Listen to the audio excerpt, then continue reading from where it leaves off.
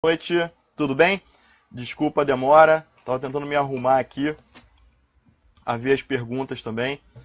Então vamos lá, né? Tudo tranquilo? Eu vou abrir aqui. Onde estão as perguntas? Deixa eu ver aqui o que eu faço. Passar isso para cá. Ah, que legal, não consigo ver as perguntas. Deixa eu abrir aqui. Aí vocês podem postar as perguntas aqui também, tá?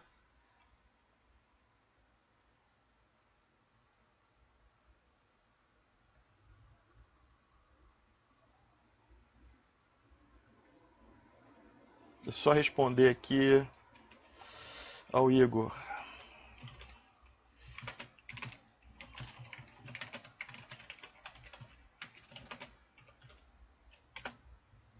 Bom, vamos lá. Pessoal, estou me organizando aqui. Pera aí, vamos chegar lá. Opa! Bom, eu já posso responder as perguntas que estão aqui, né? Então vamos começar pela primeira aqui da Ana Luísa. Poderia esclarecer a diferença entre cisão total e incorporação? Então, vamos lá. Primeiro ponto importante. As operações societárias, elas vêm disciplinadas tanto no Código Civil como na Lei da Sociedade por Ações, ok? Pois bem, a gente já conversou sobre isso em sala de aula, então sempre que eu tiver uma SA envolvida numa operação societária, eu vou aplicar ali a lei das SAs, né, das Sociedades por Ações. E se não tiver, for só limitada na operação, por exemplo, eu vou usar o Código Civil. Pois bem, tanto no Código Civil quanto na lei das Sociedades por Ações, nós encontramos dispositivos que versam sobre a cisão.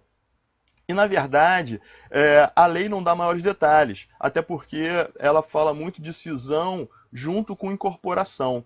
E por que isso? Porque há, na verdade, uma incorporação, só que essa incorporação é de uma parcela do patrimônio.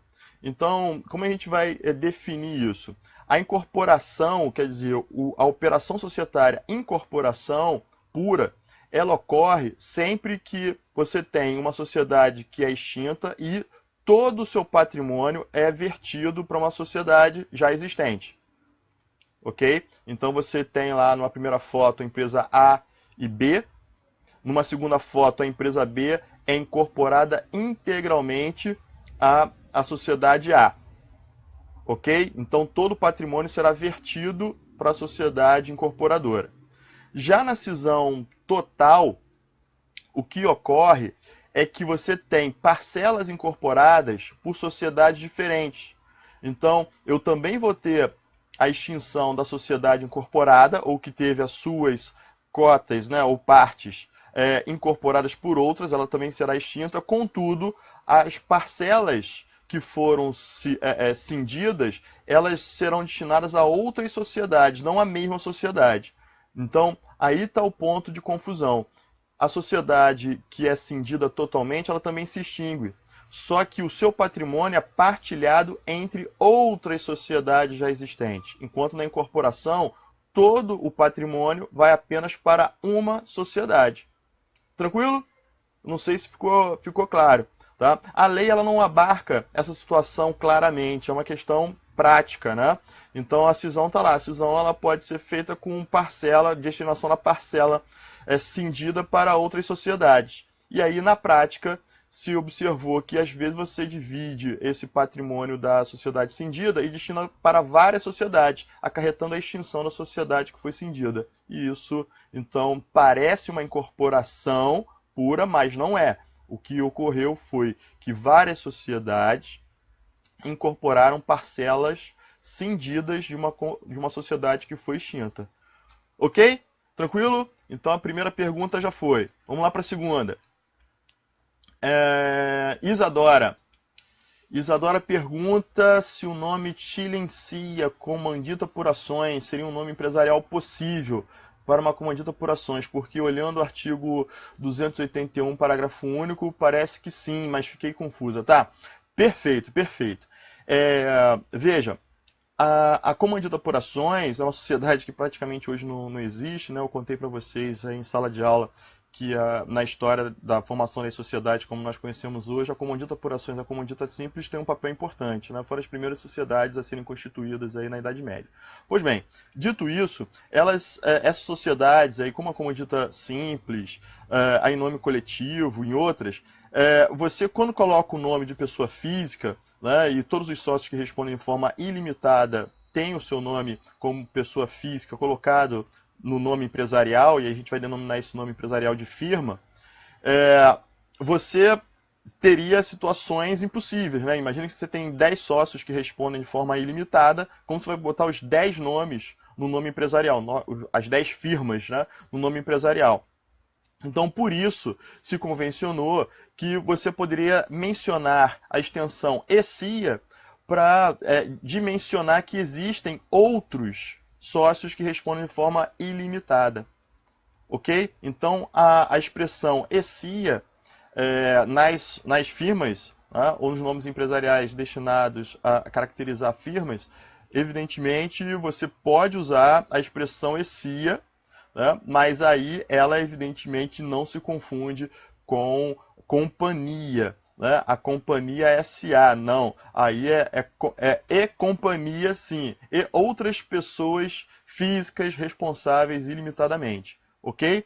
E o final, né, desse exemplo que você deu, comandita por ações, é o que determina tanto o 281, né, como instruções da própria junta comercial, que eu não costumo solicitar que vocês vejam, estudem, analisem, né, eu só menciono em sala, mas isso, né, a lei ordena que para se caracterizar uma comandita por ações é necessário existir ao final da firma ou denominação a expressão companhia,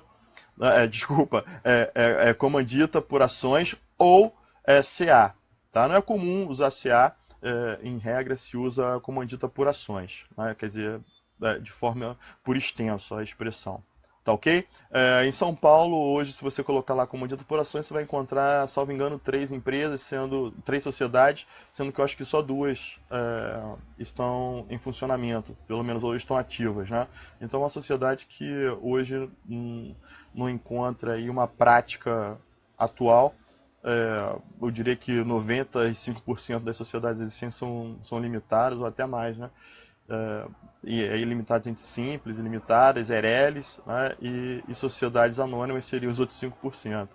Né? Então, as comanditas por ações não são sociedades muito práticas, né? Usadas usualmente, né? Usadas contemporaneamente.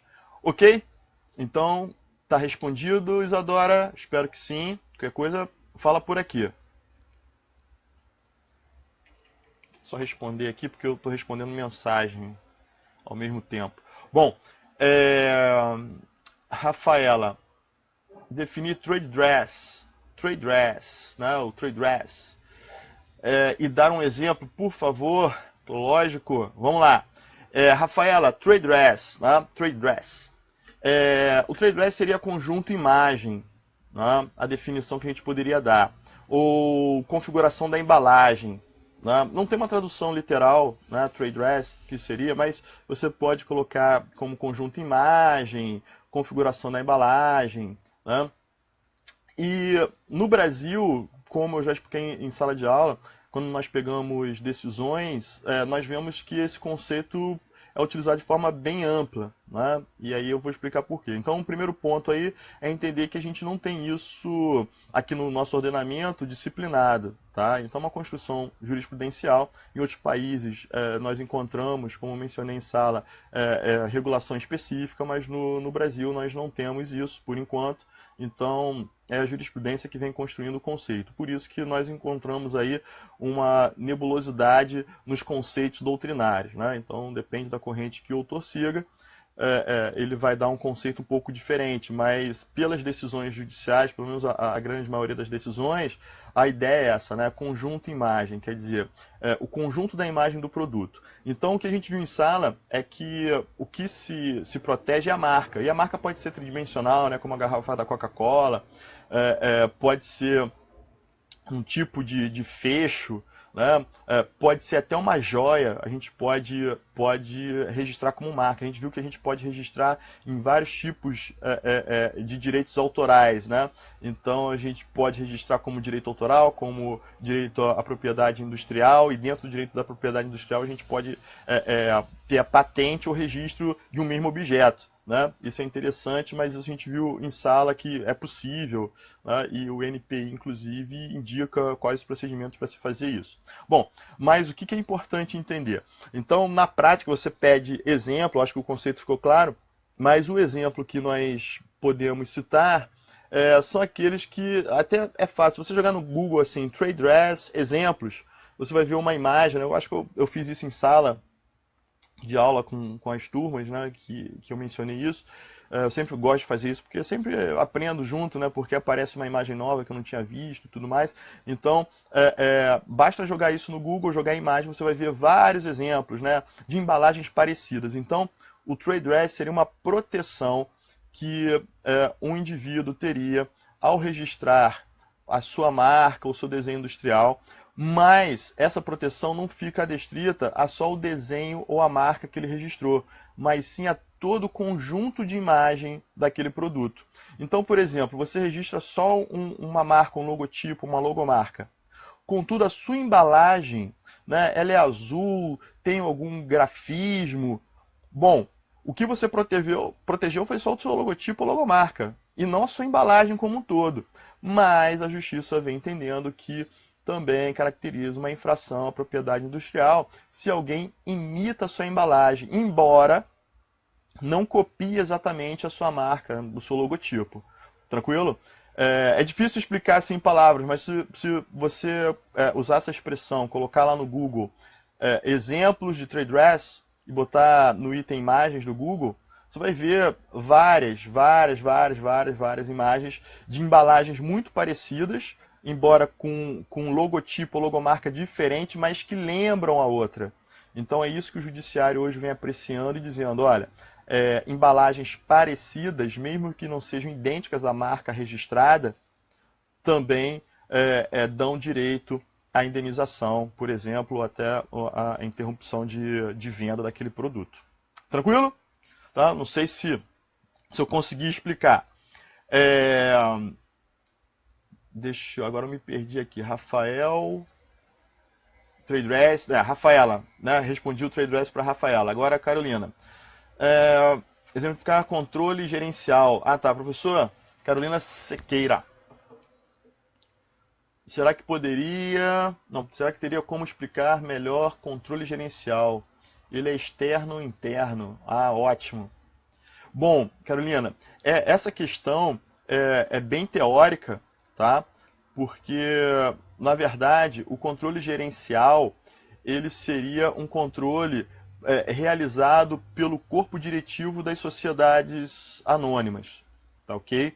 Então, naquelas sociedades onde o capital votante é muito pulverizado, você não consegue encontrar grupos de controle que consigam determinar o comando de forma habitual, né, constante nas deliberações. O que se observa na prática é que os administradores acabam sendo os verdadeiros dirigentes, não só na parte executiva, mas no comando da sociedade, naquelas deliberações que deveriam ser tomadas pelas assembleias. Né? E deveria ter algum tipo de controle dentro da Assembleia. Perfeito? Você caracterizaria esse tipo de controle como controle interno, tá? Porque é interno à sociedade, ok? E não externo, como um agente externo, mas sim interno porque o corpo diretivo é da própria sociedade, tá? Temos pouquíssimos exemplos. No Brasil não é comum, a maioria das sociedades no Brasil, mesmo de capital aberto, quase sempre você identifica a família que é proprietária, ou a holding que é proprietária, ok? E a ideia de um controle gerencial seria daquelas sociedades que têm um capital muito pulverizado e você não consegue identificar quem é o dono. Né? Então, são aquelas sociedades que não possuem um dono identificável. Todos os acionistas são donos de forma igualitária e, nesse sentido, os gestores eles exercem um poder muito grande. né, porque eles conseguem aglutinar os votos, né, e com isso fazer sempre que suas decisões administrativas ganhem respaldo na Assembleia. A gente poderia fazer uma comparação com um síndico de um prédio, né, onde os acionistas, que seriam os condôminos, não se reúnem, eles quase não comparecem às assembleias, e o síndico consegue procuração de um número suficiente que lhe dá o comando. Né? Então é isso, o controle gerencial. Assim, fazendo uma comparação bem simples, né? É isso. Né? Os gestores da companhia, eles conseguem exercer um poder e fazem com que os sócios acabem tomando decisões na linha daquilo que eles desejam. Então, na verdade, quem controla a sociedade não são os sócios, e sim esse corpo gerencial. Faz esse comparativo com um síndico que pega a procuração dos condôminos e decide tudo sozinho, né, porque ele tem ali o voto dos condôminos que confiaram nele.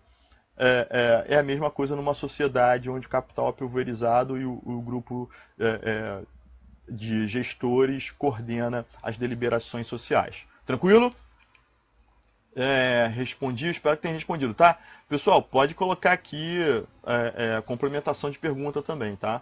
Eu vou tentar responder tudo. Vamos lá. Carolina foi. Nicole, poderia esclarecer a questão sobre venda de controle e tomada de controle acionário? Ah, perfeito, perfeito. Então vejam, a lei das sociedades por ações, ela faz uma diferenciação muito sutil. Uma coisa é uma venda, né, o interesse de dentro para fora, tá? Ou até a convite de alguém, né? Então, alguém deseja vender o controle. Então, eu sou sócio de uma companhia, possuo controle acionário, capital votante, né? E aí alguém me faz uma proposta e eu tenho interesse. Então, esse interesse é de dentro para fora, né? De um acionista que tem interesse em vender o controle. Seja uma proposta externa, ou seja até por uma busca de um comprador. Tá ok? E aí ele determina, evidentemente, o procedimento da tag-along e da OPA de tag-along, né, para dar o direito mínimo aí de recuperação patrimonial aos acionistas minoritários, que a gente viu lá na lei, né, que fala o 254A da Lei da Sociedade por Ações, que determina lá a necessidade do tag-along e da OPA de tag-along. Beleza? Bom, mas existe uma outra OPA, que agora o interesse é externo. É justamente a segunda parte da sua pergunta. Quer dizer, o que seria uma aquisição? Tá? E não aquela venda, mas assim aquisição. É quando um terceiro tem interesse de tomar o controle e ele vai em busca dessa tomada de controle de forma hostil. Né? Então, se eu quiser tomar um controle de uma sociedade sem falar com o sócio controlador, eu posso fazer uma publicação convidando aos minoritários a venderem suas ações para mim. Ok? Então, isso é uma OPA de aquisição. Tá? Então, é quando um terceiro interessado, alguém que não é acionista, ou pode ser até um dos acionistas minoritários, né? Aí no sentido de eles não ser o controlador. Tá? Ele pode ser até um minoritário também, não precisa ser sempre fora da sociedade. Né? O externo aí ficou meio esquisito, mas o externo é fora do controle, se eu me fiz entender, né? A questão do interesse. Né? Não partiu do controlador, e sim de um terceiro. Tá? Então, esse minoritário ou estranho, não sócio, se ele quer tomar o controle de um controlador, ele pode fazer uma publicação e aí é uma OPA de aquisição. Tranquilo?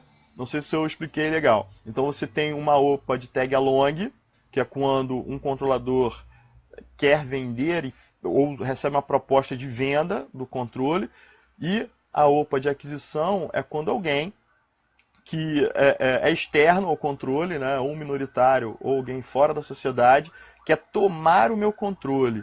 E aí ele faz uma publicação de uma OPA, que é uma oferta pública de aquisição de ações, para tomar o meu controle. Ok? E essa tomada de controle pode ser negociada, né, ou pode ser uma tomada hostil, que é aquele exemplo de, se eu colocar no jornal, olha, eu quero, compro ações da companhia X.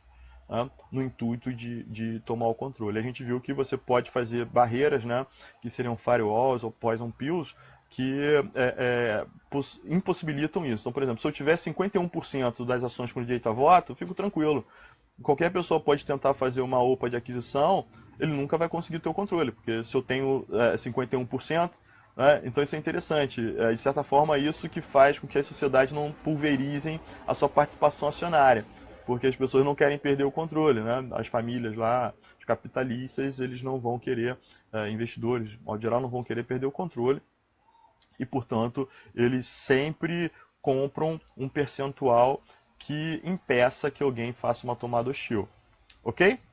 Beleza? Não sei se eu me fiz compreender.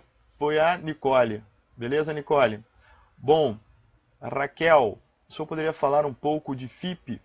Ainda não consegui entender bem, obrigada. Opa, a FIP, olha, eu não vou cobrar FIP, tá? Não tem nenhuma pergunta com a FIP, mas, na verdade, esses fundos de investimento, eles são institutos que funcionam como condomínios, né? Eles não são pessoas jurídicas. E eu só falei disso porque quando eu falei de controle, eu expliquei que as FIPs são geridas e elas têm as mesmas características de uma SA quando a gente fala de controle. Tá? Mas eu não vou pedir FIP, até porque é muito mais ligado a mercado financeiro do que realmente a sociedade anônima, tá? Então não se preocupe, tá ok? Quem foi que perguntou foi a Raquel, né? Tá, Raquel? Não se preocupe, eu não vou cobrar FIP. A explicação mesmo é aquilo que está no slide, é só para conhecimento de vocês.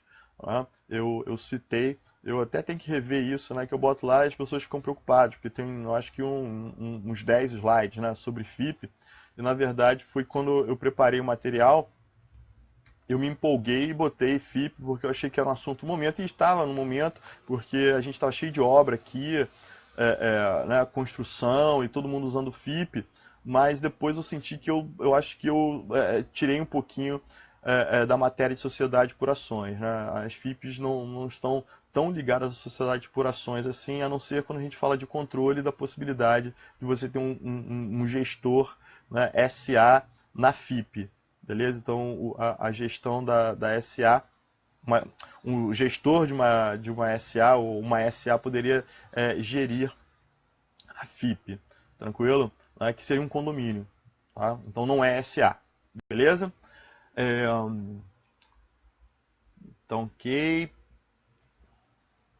Vamos ver aqui, a Rafaela falou alguma coisa aqui. Vamos ver. A seguinte frase na doutrina e não compreendi. O objetivo da ISA foi a de impedir que o patrimônio líquido forme capital social por valor superior ao real.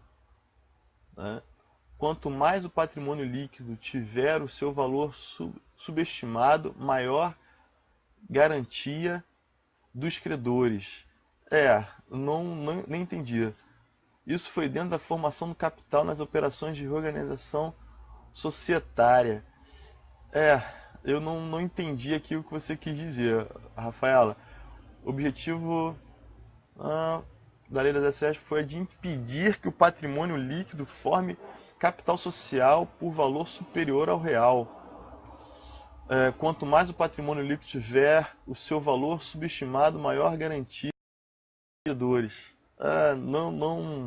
Não entendi.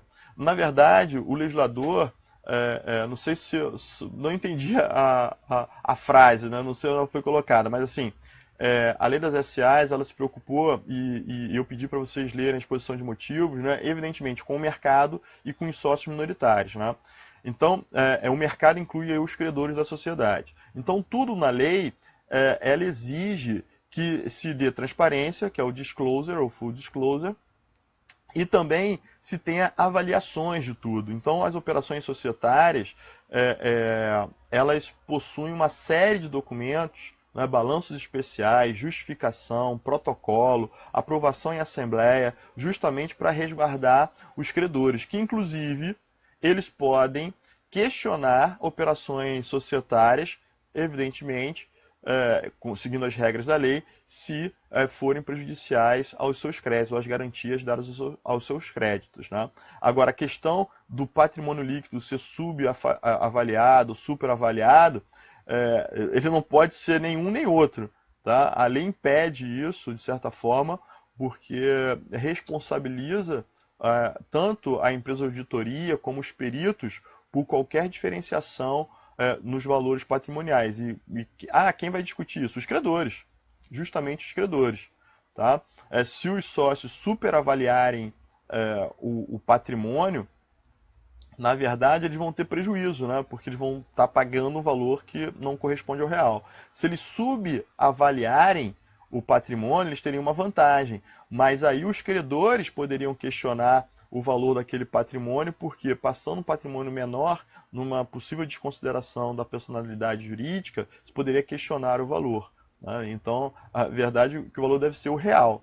Tá? E por isso são contratadas empresas de auditoria por determinação legal, bem como há um laudo dos peritos, né, aprovado por assembleia, onde os sócios respondem por qualquer malversação, simulação ou fraude. Ok? Bom, não sei se eu entendi. Qualquer coisa, coloca aqui. Dentro da formação do capital, beleza.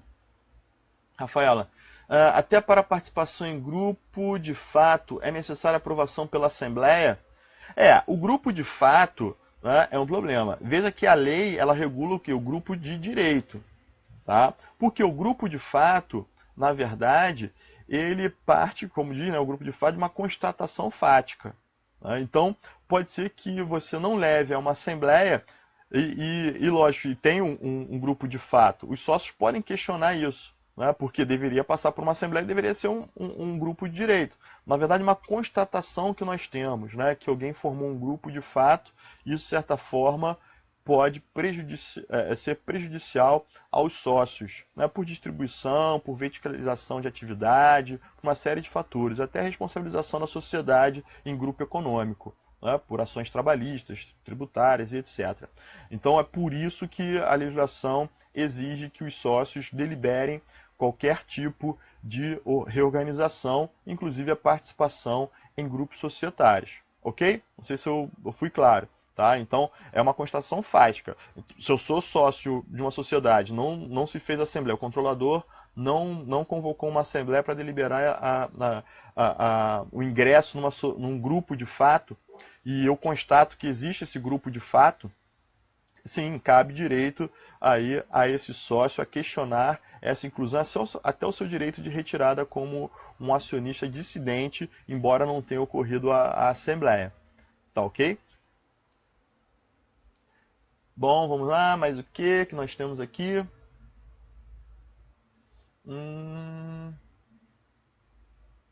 Epa, pulei alguma coisa aqui, peraí. Até para participação, tá. Respondi a Rafaela, né? Bom, Carolina. Professor, boa noite. Poderia explicar um pouquinho mais sobre controle direto e indireto? Beleza, Carolina. O que acontece? Tudo depende do ponto de vista, né? Então, quando a gente observa um quadro societário, que nada mais é do que a divisão do capital social da sociedade, nós podemos ver naquele quadro societário diretamente quem é o controlador direto. Então, sempre você vai poder observar quem é o controlador direto. A questão fica mais complexa quando eu pergunto para você, mas quem controla, afinal, essa sociedade aqui? Aí você vai no quadro acionário, vê quem é o controlador direto, só que aí você entra no quadro acionário do controlador direto. E por aí vai, você vai entrando no quadro acionário de cada controlador daquela sociedade que você está vendo, até chegar na pessoa física, que é o controlador final do grupo. Né? Então, eu cito muito em sala o Ike Batista, né, pelo grupo EBX, porque você tinha ali vários níveis de pessoa jurídica. Né? Inclusive eu falo que ele tinha as empresas operacionais, as empresas intermediárias, tranquilo? Depois ele vinha com a holding e depois ele vinha com os family offices, né? Que seriam as holdings das holdings. E então é fácil identificar que primeiro eu tenho que entrar no quadro acionário, por exemplo, da OGX, aí eu descubro quem controla a OGX, é o controle direto. Mas dessa que controla a OGX, eu entro no quadro acionário de quem controla a OGX, vejo que é uma outra sociedade, né, uma holding, vejo quem controla a holding, entro no quadro acionário de quem controla a holding e descubro que a pessoa física está lá atrás. Então, quando você quer descobrir, né, o controlador indireto, final, ou os intermediários, você tem que entrar no quadro acionário do controlador direto. Então, a gente está falando aí de pessoas jurídicas sócias de outras pessoas jurídicas, porque se for todo mundo pessoa física, né, então eu entro num quadro social de uma sociedade onde são 3 sócios, pessoas físicas. Não tem controle direto, só tem controle direto. Tranquilo? Então, o controle indireto é uma constatação fática que depende da existência no quadro acionário de uma pessoa jurídica. Beleza? Não sei se eu fui claro, tá? Qualquer coisa, pergunta. Então, Carolina foi. Direto. Não, peraí. Ah, Rafaela. O controle direto e indireto são frutos da dinâmica de controle piramidal?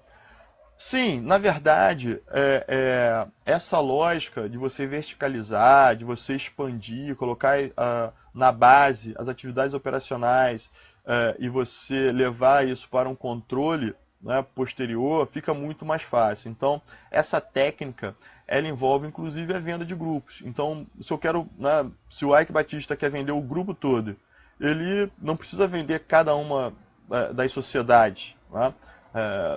Por exemplo, ele poderia simplesmente pegar a holding e vender a parcela dele da holding. Ele, na verdade, estaria vendendo todas as sociedades que estão abaixo. Então é essa a lógica, tá? E é isso mesmo, quer dizer, isso só existe nesse tipo de construção, né, orgânica aí das sociedades dentro de um grupo, ou até mesmo que se você não quiser caracterizar como grupo de direito, como grupo de fato. Né? Muitos têm grupo de fato, onde não necessariamente eles constituem um grupo. Né? Então você vai ter pessoas aí, Luciano Huck, Alexandre Scioli, vários, né, que têm uma série de sociedades e não necessariamente constituem um grupo. Né? Ok? De direito, né? Mas sim de fato. Tá? E aí, evidentemente, todos eles trabalham com uma holding e com empresas intermediárias até chegar à fase operacional. É uma estratégia para investimento, para proteção patrimonial, né? Carga tributária também, uma forma de você colocar pelo menos a empresa que vai ter ali a participação de dividendos num paraíso fiscal. Né? Isso não é crime. Tá? Em princípio não é crime desde que seja tudo declarado. Então não há nada de errado em fazer isso. Né? Como, por exemplo, o Ike Batista tinha 5 OGX, na verdade, acho que 2 aqui e 3 lá fora. Né? Em países beneficiados ou não. Não há crime nenhum. Até pediu recuperação judicial, né? Tudo às claras. Então não confundam, né? Ter uma offshore é crime. A gente já conversou sobre isso. Não necessariamente. Né? Faz parte desse arranjo piramidal que você pode dar a uma organização. Seja ela de fato ou de direito. Tá? Tranquilo, Rafaela? Bom, Ana Luísa. Ih, aí falou do Ike, ó, apareceu aqui, ó. Ike Batista era conhecido por ser presidente do Conselho de Administração e diretor-presidente. Qual o fundamento que o Ike utiliza para legitimar tal conduta? Sim, na verdade, ele pode ser, né? Isso a gente viu que a lei ela autoriza que você seja membro do conselho da diretoria, tá? Então, o Ike Batista, por exemplo, né? Ele, como vários outros, né? Se a gente pegar é, é, o Diniz, né? O Abílio Diniz e outros vários aí, né? Eles fazem parte tanto do conselho de administração das sociedades como da diretoria. Muitas das vezes são presidentes do conselho e diretor-presidente. Nenhum problema. A lei ela diz que pelo menos no máximo 1/3, né, dos conselheiros pode ser diretor. Então, né, não pode se repetir, evidentemente, né, o mesmo número, os mesmos conselheiros não serão todos diretores. Né? Mas é isso que eu quero que vocês vejam na lei, né, essa possibilidade. Tá? Em termos de governança, Em termos de governança, que aí não é uma questão legal, como nós falamos, né, e sim voluntária das sociedades, se elas querem ser empresas cotadas no novo mercado, na Bolsa de Valores, o ideal é que seja bem separado os cargos de conselheiros e o cargo de diretoria. Tá ok? Mas isso é uma questão que não é legal. Né? Legalmente você tem esse limite de 1/3, tá? Que você pode ter conselheiros dentro da diretoria. Tranquilo? Mas em termos de governança, eu pedi para vocês darem uma olhada, mas eu não cobro isso em prova, tá? Até porque é muito mutante isso, está toda hora mudando. E é só que vocês entendam que para você atingir alguns níveis, né, da bolsa de valores, justamente para atrair determinados nichos de investidores, a bolsa coloca regras lá que foram propostas, inclusive, pelo próprio mercado, né? E nessas regras, algumas limitam a participação de conselheiros dentro da diretoria. Tranquilo? Acho que foi, Ana. Bom, Carolina.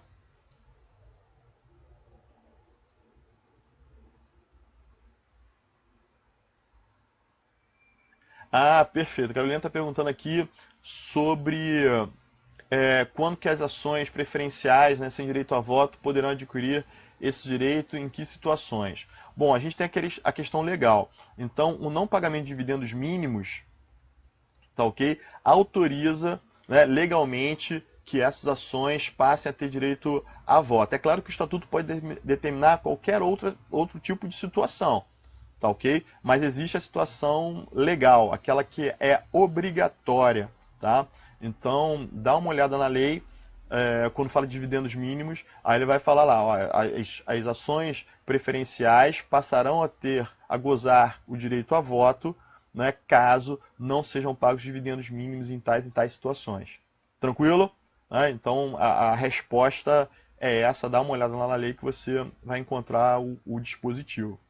Tá bom? Tem mais? Opa, em relação às cláusulas comuns de contratos, poderia me explicar o que seria o right of first refusal? Ok.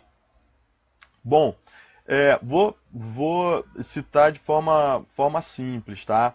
Na verdade, o direito de preferência, ele é aquele direito que a gente, né, na lei das SAs não existe aquela preferência igual da limitada. Então, nós pegamos aquele direito de preferência que está no Código Civil. O que é o direito de preferência? Se eu quiser vender minhas ações para alguém, tá, primeiro eu tenho que oferecer aquelas ações para os meus sócios, tá, para que eles possam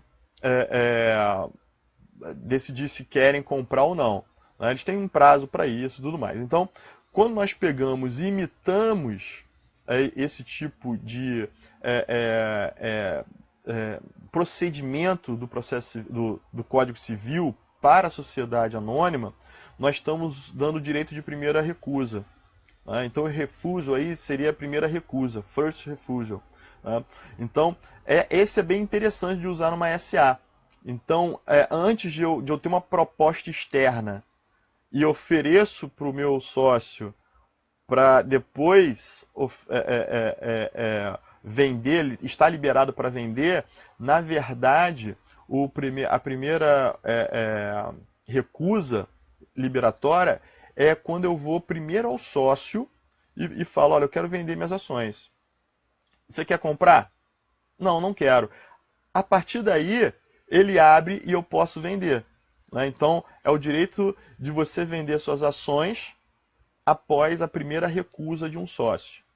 Tranquilo? Tá? E o outro, mas como assim o outro é da oferta? É porque você tem uma proposta, você recebe tenho aqui uma proposta, um terceiro te manda uma proposta, você tem uma proposta de comprar suas ações por 1 milhão. Aí você fala, olha, recebi uma proposta aqui para comprar por 1 milhão minhas ações. Você vai comprar? Aí se os sócios não quiserem, aí você pode realmente vender para aquele sujeito por 1 milhão. Tranquilo? Essa é a diferença, é muito sutil. Né? Os dois são direito de preferência. O que muda é o gatilho. Né? O primeiro gatilho que me autoriza a vender na primeira recusa é justamente eu ofertar para um sócio e esse sócio não falar, não, não quero, e aí me libera para vender, ok? Para qualquer pessoa. Agora, a outra não. A outra eu recebo a oferta de um determinado interessado, eu digo para o meu sócio que recebi, e meu sócio, né, e dou o direito a ele a dar uma proposta sobre aquilo que eu recebi. Né? Então, se o meu sócio quiser comprar pelo mesmo valor que eu recebi a proposta, ele vai poder comprar. Ele tem o direito de preferência de adquirir pelo mesmo valor da oferta. Tranquilo? Agora, se ele não quiser comprar, eu estou liberado para vender para aquele sujeito. Tá? Então, tem uma diferença muito sutil aí, e veja que só mudou o canal. É direito de preferência. Né? Beleza? Mas aí mudou sutilmente o gatilho da operação. Tranquilo? Quem foi a Carolina, né? Não, desculpa, foi a Ana. Beleza, Ana? Não sei se eu fui claro. Tá? Caramba, já bateu uma hora. E aí, como é que estamos? Deixa eu curtir aqui todo mundo que eu já respondi. Tô dando uma lida aqui enquanto eu vejo se tem mais perguntas. Respondi todo mundo. Ok. Galera, pode botar mais pergunta aí, tá?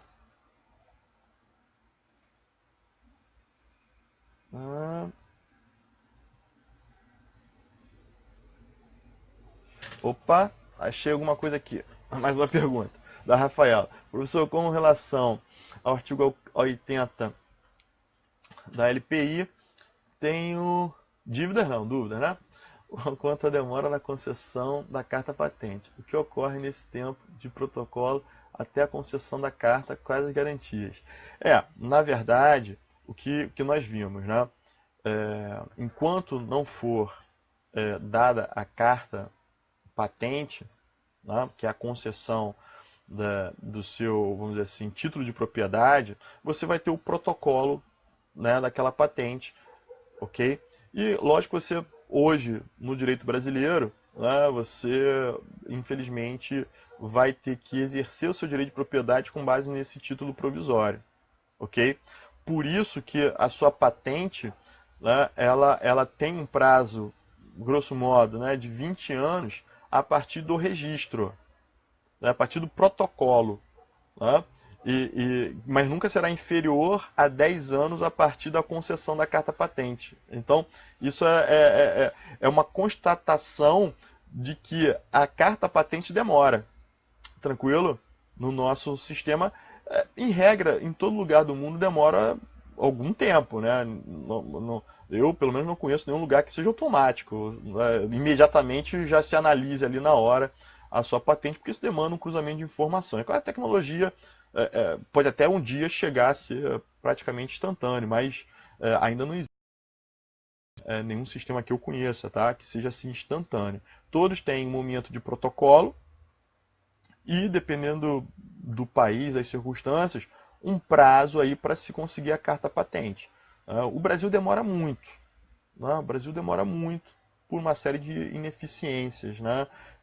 Falta de investimento no INPI, está localizado aqui no Rio de Janeiro, concentrado aqui e tudo mais, né? Com uma infraestrutura não suficiente para atender o número de patentes ou pedidos de patente existentes. Tá? Então a lógica é essa. O seu direito pode ser exercido ainda de forma, vamos dizer assim, precária, no sentido de você não ter o título definitivo, né? Mas você vai ter a prova que você protocolou. Por isso que você tem um direito protegido da sua patente, quer dizer, o uso exclusivo daquela invenção, grosso modo, não estou falando de modelo de utilidade, tal, os detalhes, né? Assim, grosso modo, desde o momento que você protocola. Tá? E é claro que tem aquelas coisas sutis, né, do estado da técnica e tal, que se você já explorava dentro de algum prazo antes, você também tem o direito de usar aquela invenção, né, sem pagar algum direito para quem registrou, mas aí são detalhes sutis. Tá? Eu só queria passar assim, a noção geral para vocês. Né? Eu não vou pedir detalhes específicos assim na prova. Né? Quem fez a prova, acho que já teve uma turma que já fez a prova, viu que foi bem genérico, assim, né? Com os conceitos principais. Né? O que eu quero é que vocês saibam diferente de marca, patente, né, modelo de utilidade, invenção, e a prova é com consulta, né? Então tá tudo na lei, tá? Mas não sei se eu fui claro, beleza? Qualquer coisa, coloca aqui que eu vejo, tá? Uhum.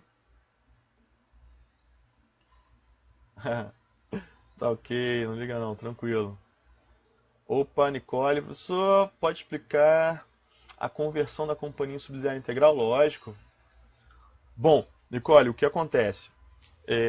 O 251 da Lei 6.404, que é a Lei da Sociedade por Ações, ele possibilita a existência de uma sociedade anônima que tenha um único sócio, desde que esse sócio seja uma sociedade brasileira, tá?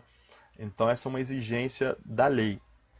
Então, lá em Empresarial 1, vocês devem ter visto, né? Sociedades unipessoais, existem, não existem, eu posso ter uma sociedade com um sócio só.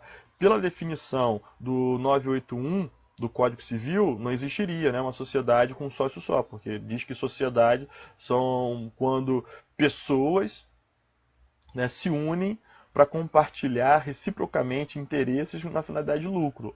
Então não tem como ser uma pessoa só. Só que esse conceito ele é mitigado por vários dispositivos. Então, nós temos a sociedade unipessoal temporária, né, que é quando falece, eu tenho dois sócios numa sociedade, falece um, aí eu tenho 6 meses para constituir um novo sócio. Então, existe a unipessoalidade temporária e a unipessoalidade da subsidiária integral. Tranquilo? Então, a subsidiária integral é uma sociedade que tem um sócio só. Tá?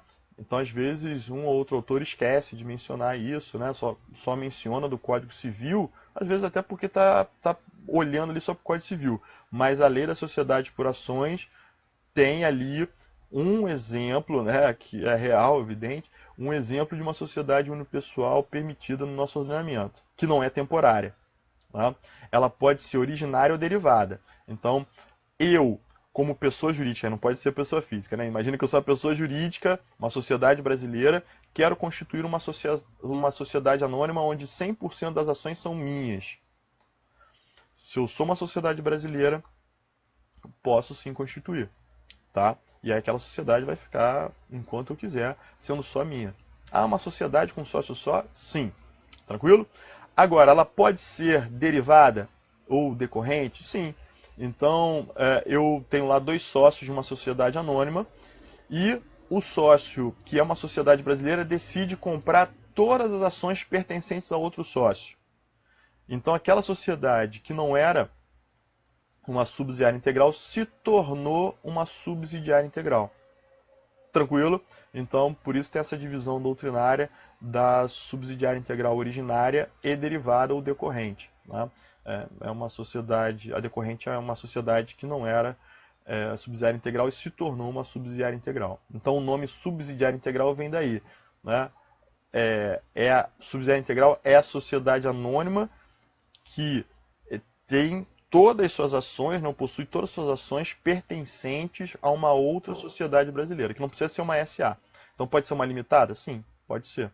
Tá? Mas tem que ser uma sociedade brasileira. Aí vem a pergunta: uma Eireli pode ser dona de uma subsidiária integral? Não, porque Eireli não é sociedade, por exemplo. Né? Então a gente pega essas questões. Tá?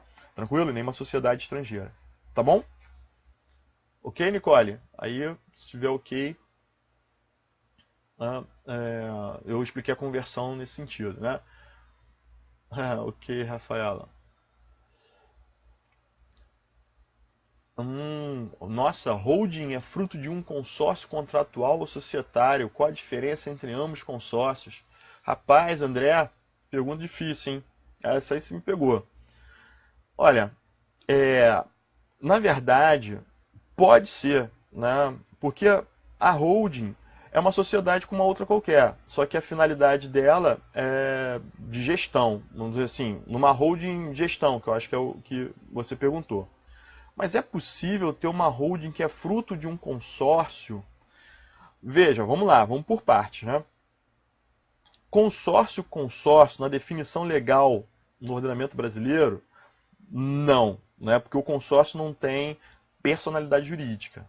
Tranquilo? Embora para a Receita tenha, mas é uma outra questão, né? A Receita vai exigir CNPJ, a gente já conversou sobre isso, mas tecnicamente não é uma pessoa jurídica o consórcio, né? Uma figura típica e sui generis de união de esforços para a implementação de uma atividade. Ponto, ok? Então, a gente pode falar, assim, vamos dizer, leigamente, em consórcio contratual e consórcio societário, mas na verdade querendo dizer o quê? Joint venture, contratual ou societária. Tranquilo? Porque tecnicamente o consórcio ele sempre é contratual e nunca societário. Tecnicamente, tá, gente? Mas, poxa, eu posso falar de... Não, pode. Né? Mas tecnicamente uma questão de prova, por exemplo, prestar atenção nisso. Né? Mas aí é tranquilo porque está na lei da sociedade por ações, tem lá consórcio, bem, e lendo você vai ver que é um contrato, né? Não tem nada a ver com societário, com sociedade. Por que as pessoas falam de consórcio contratual e societário? Porque joint venture, que seria justamente um consórcio, né, nos outros países, né, de língua inglesa, geralmente você não tem a expressão consórcio, se usa joint venture. Então, caiu na prática se fazer esse verdadeiro consórcio, né, com as empresas internacionais. Só que lá eles chamam de joint venture. E aí, quando você tem uma verdade, um joint venture, por que não é consórcio tecnicamente? Porque você não fez um consórcio. Né? Você faz um contrato de parceria, mas sem obedecer os dispositivos que versam sobre o consórcio. Então, você ali não fez um consórcio, você fez uma joint venture, que é mais livre. Né? É um contrato de parceria, sem regulação no nosso direito. Tranquilo? E aí sim, na joint venture você pode falar de, aí sim, joint venture contratual e societária. E aí, nesse caso, se eu faço uma joint venture contratual, eu não preciso constituir necessariamente uma sociedade para exercer aquela minha joint venture. Agora, se eu faço uma joint venture societária, nesse pacto, nesse contrato preliminar, nós vamos estabelecer que iremos criar uma SPE, uma sociedade de propósito específico, ou uma holding, tá? Ou uma SA operacional. Então, eu cito muito o caso da Shell com a Cosan, que criaram não uma holding, mas criaram uma SA, SPE, né, da modalidade de SPE operacional, né, que é a Raizen. Tranquilo? E ali foi o quê? Uma joint venture societária. Tá?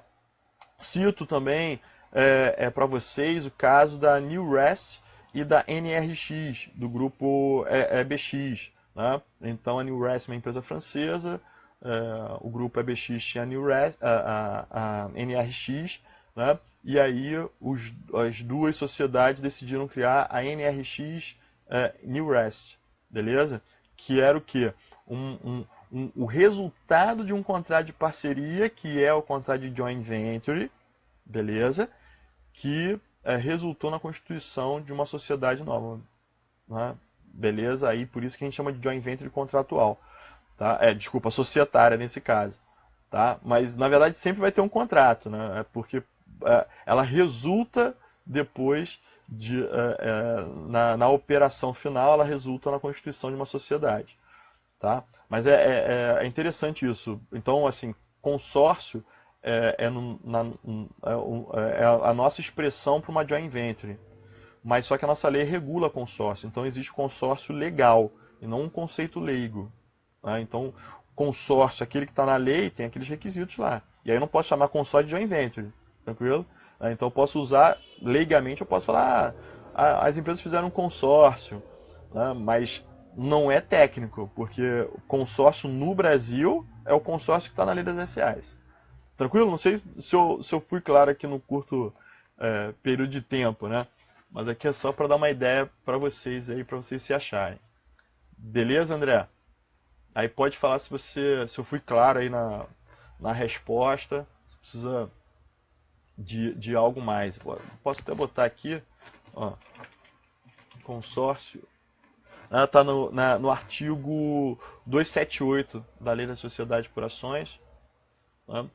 Então, veja que são 2 artiguinhos só, e ali fala tudo de consórcio. Isso é consórcio aqui, que na verdade seria o que para um estrangeiro seria uma joint venture. Tá? Então, é muito comum em livro de doutrina, tá? sem ser o resumão, não é doutrina assim, né? O Fábio Lyoa, Rubem Requião e tal, eles vêm bem com histórico, aí falam, né, que a joint venture veio de uma necessidade de mercado já na Inglaterra, depois ganhou peso nos Estados Unidos e que não tem uma regulação específica. Alguns países desenvolveram essa regulação e o Brasil ele adotou um sistema denominado consórcio, né, que nada mais é do que um contrato de parceria, né, ok? Então, na verdade, você pode usar como sinônimo, não é técnico, né, falar que joint venture é consórcio. O mais comum é você ver a expressão joint venture sempre que existe uma empresa estrangeira envolvida numa operação societária. Né, ok? E os consórcios são esses, né, aqui no Brasil, são esses que você vê nas obras públicas, em regra. Né, são sempre muito observáveis, né? Porque imagina vai construir um estádio, você não encontra no Brasil uma empresa que faça tudo. Então elas se consorciam, né, fazem um contrato de parceria para participar de uma licitação. Aí um faz o todo, outro faz o gramado, outro faz a arquibancada. Essa é a lógica, né? No contrato de parceria, cada um fazia aquilo que é especialista e todos em conjunto depois partilharem os resultados do empreendimento. Tá? Esse é o conceito tanto legal como também o de mercado, tá? Opa. E eu acho que eu saí aqui do onde eu tô. Oh, fiz besteira. Pera aí. Opa, pessoal, rapidinho que eu fiz alguma besteira aqui. Pessoal querendo entrar. Opa, valeu, Raquel. Deixa eu ver se eu pulei alguém aqui. Oh, valeu, Bruno. Um abraço. Ah, valeu, Rafaela. No caso da subavaliação, esse caso era dúvida. Isso aí, podem questionar sempre, tá, Rafaela? Que é a questão, né, da subavaliação patrimonial, tá? Porque é um laudo, então ele não pode ser nem para mais nem para menos, ele tem que ser real, né? O laudo tem que ter o valor real de mercado dos bens integrantes do patrimônio da sociedade, tá? Beleza? Nada, Raquel. E aí, pessoal, então, será que terminamos? Deixa eu dar um reload aqui. Ah, agora que eu vi, eu abri o outro aqui. Tá travando? Não, né? É porque eu abri a outra página aqui em vez de acompanhar por aqui. Seria mais fácil me, me confundir aqui com a tela. Eu fico olhando para os dois lados assim porque eu uso duas telas, tá? E aí a câmera tá aqui, ok? E eu tenho uma tela aqui e tem outra tela aqui. Então eu dividi aqui a tela, eu estou aparecendo nas duas telas, né? Então as perguntas estão nas duas telas. Era para ficar só em uma, né? Mas eu me entendo aqui com o Facebook. Ok, André? Ah, beleza, André. Beleza. Bom, pessoal, eu acho que foi, né? Eu entrei aí para tirar as dúvidas de vocês, né? Uma turma já fez, aí o IBMEC já fez prova, né? Uma turma pelo menos. É, agora a gente tem os alunos da pós também, né? A pós foi tributário, mas hoje choveu o empresarial, né? Eu acho que é porque a prova é amanhã de manhã, não é isso? A prova é amanhã. Ah, e olha, a prova é no primeiro tempo, hein, pessoal? No primeiro tempo, tá? Começa às 7h30, então avisem a todo mundo, botem no grupo, né? Porque às vezes tem algum ruído na comunicação, não teve nenhuma combinação diferente ao que está lá na grade, né? Então é sempre primeiro tempo a prova, tranquilo? Tá? Então espero vocês lá. Agora não dá, já são, né, falta aí pouco tempo para a prova, né? Não vai deixar de dormir. Dorme, relaxa, tá? A prova tá tranquila, tudo que a gente falou em sala de aula, né? Tá bem no nível tranquilo aí, quem estudou se garante, tá? Não deixem de dormir para fazer a prova não, hein? Porque senão não dá certo. Fica cansado, sabe que os enunciados são grandes, né? Vai dormir lá lendo a prova. Tá ok? Bom, eu acho que a gente encerrou, né? Eu acho que eu falei com todo mundo. Se eu não falei com alguém aqui, se eu não respondi, me perdoe. Mas aí foi falta de habilidade aqui na gestão do Facebook. Tranquilo? Não foi intenção, não. Tá?